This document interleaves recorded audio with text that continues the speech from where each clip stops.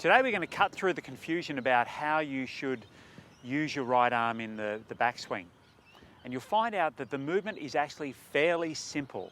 Hi, my name's Peter Knight. I created this golf channel, Peter Knight Golf, to help you become the best golfer you can be.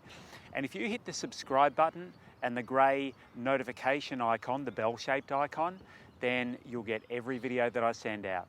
And I'm sure that you're watching enough of them, putting those things into practice, it's going to help your game. Let's have a look at the right arm today.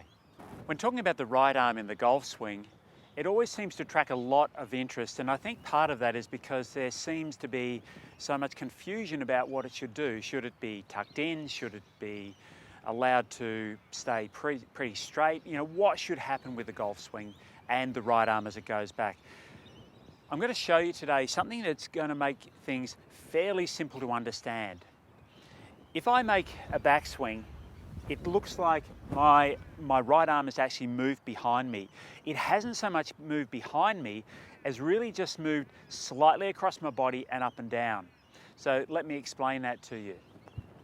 From here, if I go back to the top of the backswing, at the top of the swing, from here, all I'm going to do is rotate my body back to the front, and we have a look and see where my hands are, where my arm is in relation to where it was at the start.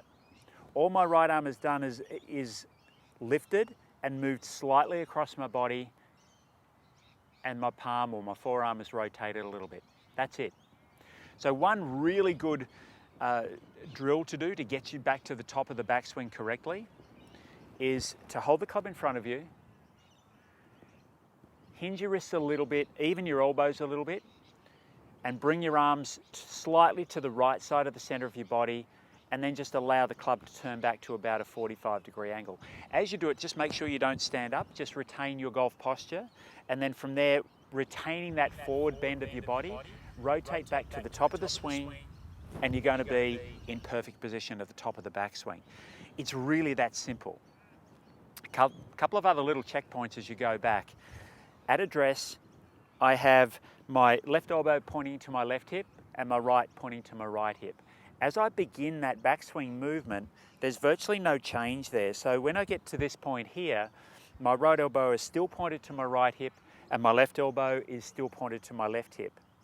So I'm not rotating my arms, pulling them back, or doing any of those extra movements that I see so often with golfers. So again, if we go back to that drill, from here, my hands are slightly forward of the center line of my body. Lift my arms up, move them slightly to the right side behind the center line of my body, rotate my arms back, and then turn to the top of the swing.